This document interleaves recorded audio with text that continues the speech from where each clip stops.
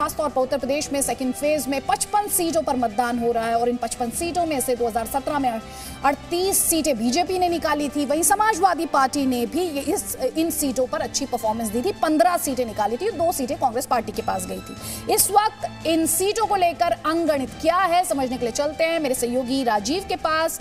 क्या है number game Rajiv, खासतौर पर इन सीटों की बात करें तो उत्तर प्रदेश की खासतौर पर?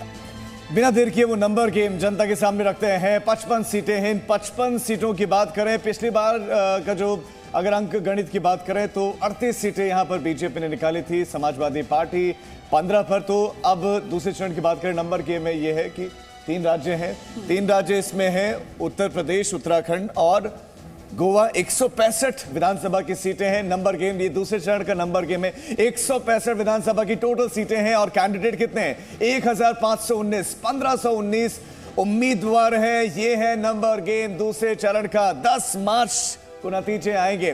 10 मार्च को एक साथ सभी 5 राज्यों के नतीजों का ऐलान होगा। दीदी बिल्कुल, 10 मार्च को नतीजे आएंगे और हमारे साथ कई खास मेहमान लगातार यहाँ पर मौजूद हैं। चलिए से एक कमेंट संजीव जी, यहाँ पर हम लगातार एम फैक्टर को लेकर बात कर रहे हैं। आपने डिस्कशन में भी देखा, इस ब्रॉडकास्ट के दौरान भी देखा, केंद्रीय मंत्री कह रहे हैं कि मुस्लिम महिलाएं मोदी मोदी कह रही हैं। जल्दी से एक कमेंट आपका लूंगी। और खासतौर पर जब हम एम फैक्टर की बात करें तो इंपॉर्टेंट पॉइंट ये भी होगा कि AIMIM, कांग्रेस और BSP का क्या रोल होगा जब एम फैक्टर की बात? देखिए, जब हम एम फैक्टर की बात करते हैं तो एक चीज देखनी चाहिए, जो आज वाली सीट्स हैं यूपी की, उसमें लगभग हर सीट पे 1 लाख से ऊपर मुसलमान हैं।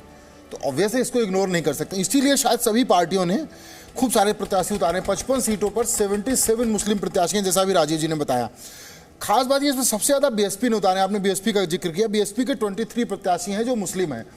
सपा ने कम किए हैं। अब आपको चौंक सकती है कि सपा RLD क्यों कम कर रही है। वो इसलिए कम कर रही है कि उसको भरोसा है कि मुसलमान तो हमें मिल ही जाएगा। तो ये जो मिल ही जाए वाला भरोसा है, इस कारण सपा ने सिर्फ 18 प्रत्याशी उतारे हैं। AIMIM ने इस बार और अजूबा किया कि 15 में से 2 हिंदू उतारे हैं। वो मुस्लिम पार्टी अपने आप को जो गजवाए हिंद से लेके कयामत तक की बात सबसे ज़्यादा तो अभी तक वो वैसे ही करते थे। आज खैर योगी आदित्यनाथ जी ने भी करी है कि कयामत तक नहीं होगा, वो कहते थे हो जाएगा। लेकिन AIMIM ने 2 हिंदू प्रत्याशी उतारे हैं। एक बात जो आज के चुनाव में बहुत ज़रूरी है कि पिछले चुनाव में ओवैसी की 12 में से 11 की जमानत जब्त हो गई थी। इवन इनको 5000 वोट भी नहीं मिला था। तो जो पार्टी 5000 वोट भी नहीं पा रही, इस बार बड़े बड़े कॉन्फिडेंस के साथ दावे कर रही थी, वो पीछे हो रही है।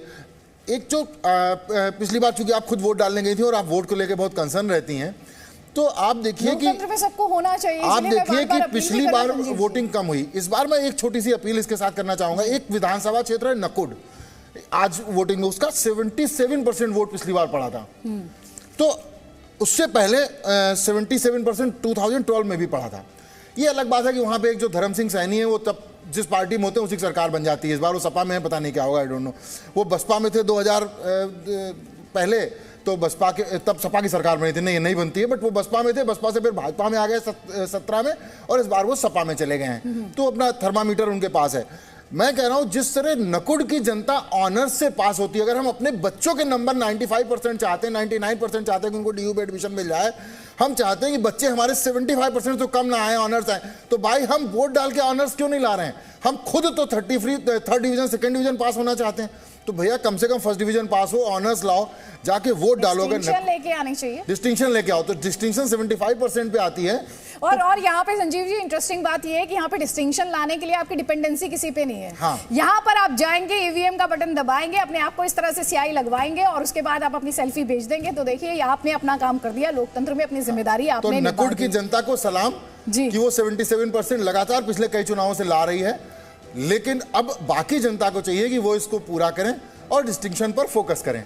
ठीक है, जल्दी जल्दी एक कमेंट यहाँ पे डॉक्टर संजीव आपका, क्योंकि हम जब पहले बात कर रहे थे तो हम लगातार ये डिस्कशन भी कर रहे थे। आपने कहा कि अब जो ये एम फैक्टर है वो मतदाता फैक्टर में तब्दील हो गया है। मैं आपसे मुस्लिम महिलाओं के बारे में बात करना चाहती हूँ, क्योंकि मेरे सहयोगी की रिपोर्ट अभी हमने देखी, बदायूं से उन्होंने ये रिपोर्ट दिखाई।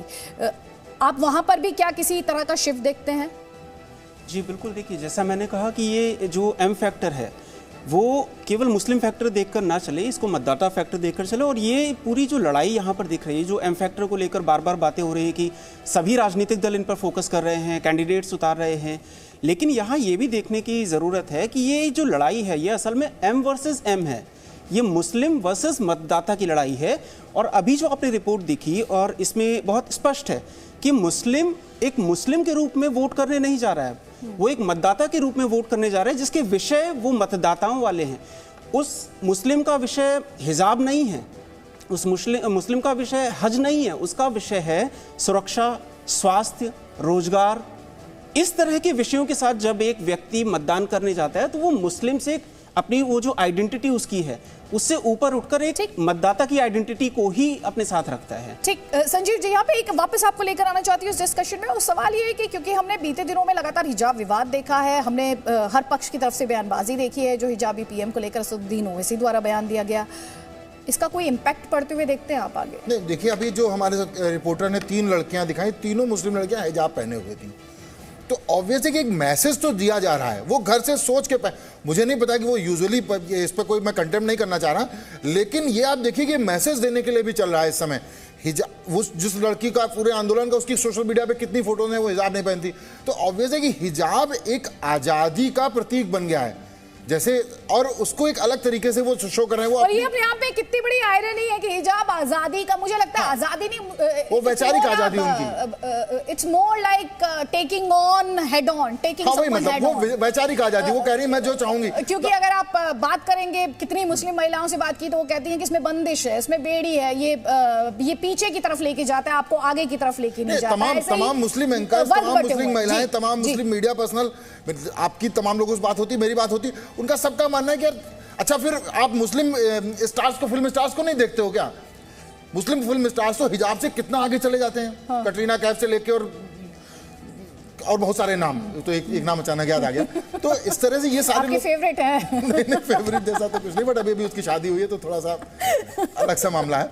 तो कुल मिला के हिजाब विषय नहीं बन पा रहा है, लेकिन इंपॉर्टेंट पॉइंट है। और हमने आरिफ मोहम्मद खान साहब, केरला के गवर्नर है, उन्होंने बहुत स्पष्ट शब्दों में कहा था कि जो हिजाब को लेकर ये पूरी कंट्रोवर्सी क्रिएट की जा रही है, दरअसल ये वो लोग हैं जो नहीं चाहते कि मुस्लिम बच्चियां जो हैं वो पढ़ें, वो आगे बढ़ें, क्योंकि एक बड़ा तबका है जो रूढ़िवादी सोच को तोड़कर आगे बढ़ रहा है, और खासतौर पर महिलाएं।